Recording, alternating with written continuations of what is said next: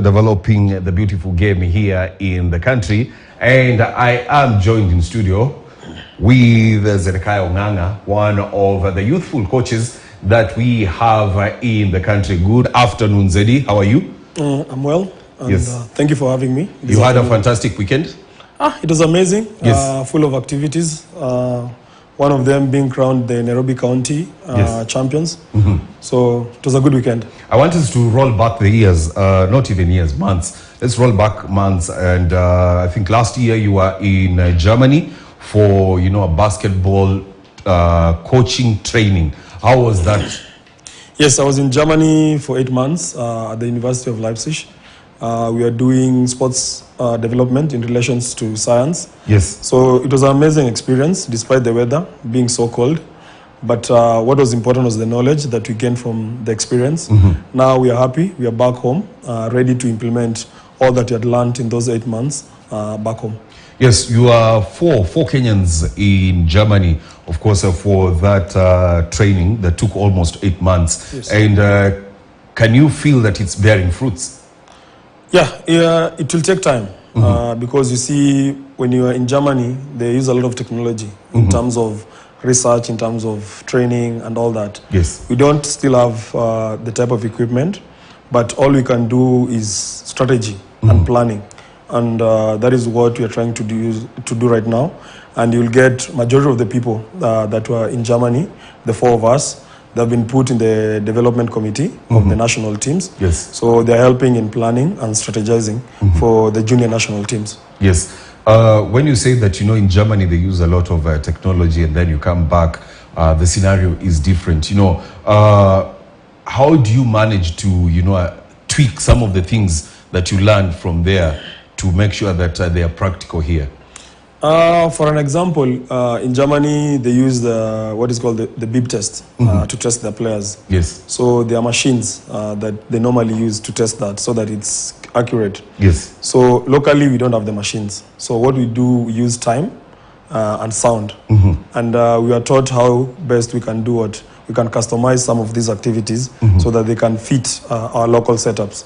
So some of the things, those are what we are training coaches on, and how best they can implement these things in their programs. Because you see, when they tell you that a player needs to be fit up to maybe bib 11, then you have a way of gauging that. If a player is not fit to be bib 11, then they don't even qualify to step in on the floor and play that game. So we are trying our level best to use the resources we have locally to ensure that we get the value of the 8 months that we are away. Zedi, there's one question that I've never asked you. We played together basketball in the country. Yes. I saw you playing, but what inspired you into coaching? What inspired me into coaching, I wanted to play at the highest level. But I never got the opportunity to play at the highest level. Remember, at 15, 17, I was already playing the Premier League in Kenya. So there was no much that I could do. I was part of the junior national team setup. So immediately I got injured because I played for straight 15 years. Then I got my first major injury. Yes. So when I got my first major injury, when I was doing my rehab and rehabilitation, I started venturing into coaching slowly by slowly. And the more I did it and interacted with some of the top coaches locally, they told me that I have a special thing in me, that I could do it. And ever since then, I've just taken up teams from Riara to Matungulu. And whenever I take a team, it always does well. So that also motivates me. And now I see a lot of opportunities coming my way in terms of coaching. So I just need to keep pushing. And then maybe one day I'll be one of the first Kenyans to maybe coach in the NBA. So let's get into the talk about Vikapu. I mean, you guys have been around for almost 7 years. How's the journey been? It has been a tough journey because you see, our situation is in Kilimani. And when you talk about Kilimani, most people think of Kilimani as a place which is posh, a place that these kids have everything. Yes. But remember, their struggles may be different from a kid maybe in Kayole, Korogosho. Because we have a lot of single parents in these neighborhoods. We have a lot of parents who are away most of the times. So we are trying to create a safe space for the young boys and girls within that formal setup. Yes. So it has been a good journey, because now you see even the team that was in Tunisia last week. Yes. We had 2 players from Vikapu representing the national team. That shows the level of strides we have made.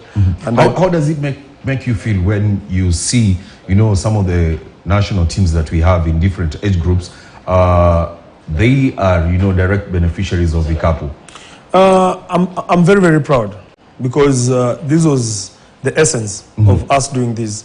And you see, Kiswahili, they say, yes. But that is the narrative they're trying to change. You see, if they're able to compete with kids from all these suburbs and emerge victorious, then that's a very, very positive thing. And they're also trying to look at basketball not only as a sport, but as a tool to transform their lives. And that is the most amazing thing. Let's talk about the junior league. Yes, you guys are starting a junior league. Why? You talked about Germany. Yes. And one thing that we learned in Germany was development pathways. And one of the development pathways they have there is a junior league, whereby you are able to follow a kid from year 10, 12, 14, 16, and 18. If you come back locally, we don't have a similar setup. And that is why, as a program, Vikapu, yes, we sat down and we're able to attract partners. Aquamist, Holiday Inn, Afrolet, Rabai Harvest, they've all come back to pull in resources and support Vikapu and see us do what? Start a junior league. So the aim is to have a conversation with them and push this relationship to have it long term, so that we are able to develop all these cadres from the under 10, under 16, under 18. And now we are happy, because these kids, for the next 3 months, they're going to play what is called the Fruits Nairobi Junior League. They're going to play it for the next 3 months. They're going to play close to 178 games. So this is so amazing, because normally we don't get to play such number of games. And you see, playing competitive and structured games is part of development of any single player. So that is why it's so essential for players to get games in their legs, get the game experience, game exposure, so that they're able to compete when they come now to the performance stage of an athlete. In the country, when you talk about a junior league, most people probably will want to assume that it's probably an under 18 league. But when you're talking about the junior league, you have, and I understand, it's a spread between different age groups. What are these age groups? Yeah, so for now, we are doing the under 16 league, which is going to be the pilot program for the next 3 months. Once you're done with the 3 months, this is helping us structure. So we're going to have what is called the under 10 junior league. Then we're going to have what is called the under 18 junior league. So any kid who is below 10 years can participate in that under 10 league. Then once they participate in the under 10 league, once they graduate, once they get to 11, 12, they get to play in the under 14 league. So we are able to follow their pathway in terms of growth. And then once they graduate, they're going to play in the under 16. And also now, this is a good platform also for federations, schools can come in and spot talent. Yes. And then pitch them in, maybe in the junior national teams, maybe in the school, because there are some of schools which are giving out scholarships right now. So we need to create that clear structure, so that we are to follow a player from under 10 to under 18, and even maybe to pro and senior levels. Yes. A few minutes ago, you mentioned that you have a couple of sponsors that are already interested in working with Vikapu. Yes. But when we talk about basketball in the country, you feel like sometimes sponsors don't want to put the money into the sport in the country. Probably, or from your own estimation, why do you feel so?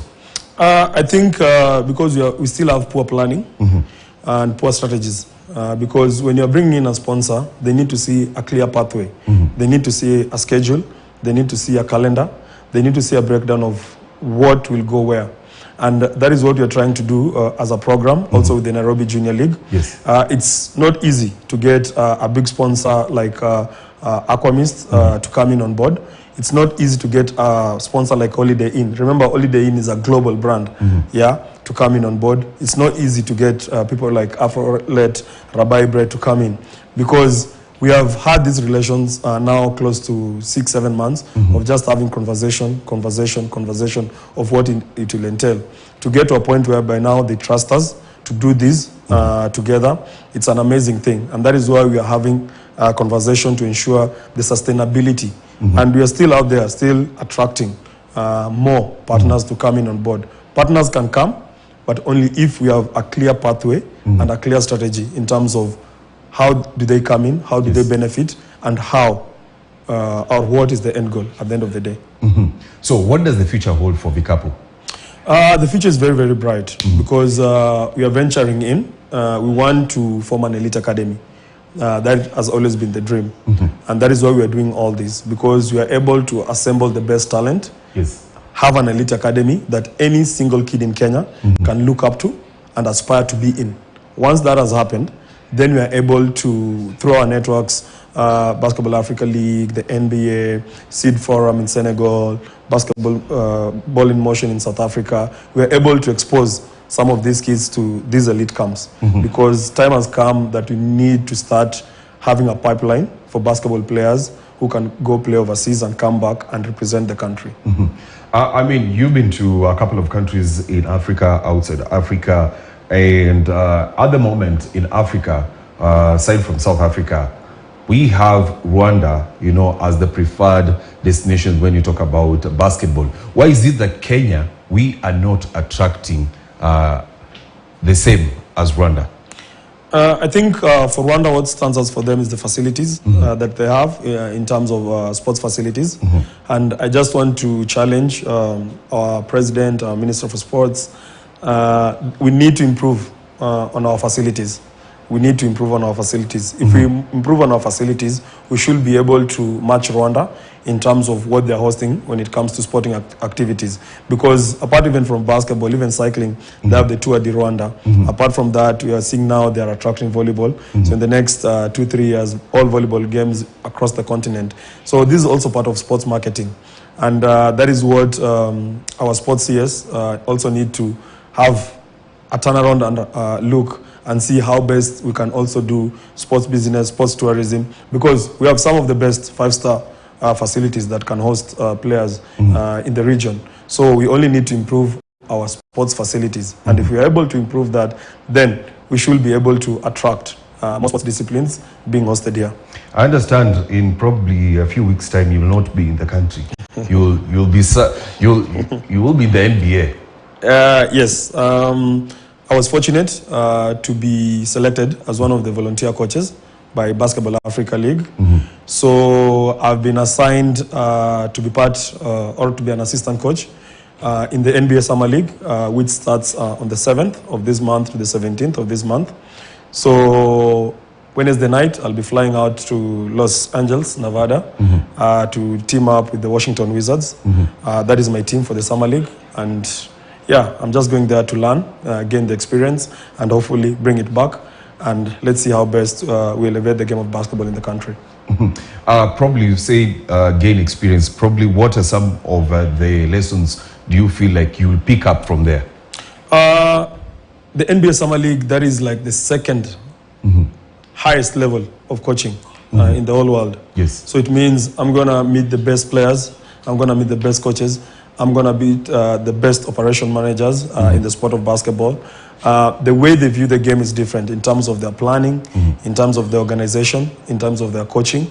And all these lessons are what I'm hoping that I'm going to learn, and I'm going to pick 1 or 2 things. At the same time, they're going to learn from me how we do it here, how do we cope with some of the challenges that we have, so that we make it a success. So those are some of the lessons I look up to, and I'm looking forward to the experience.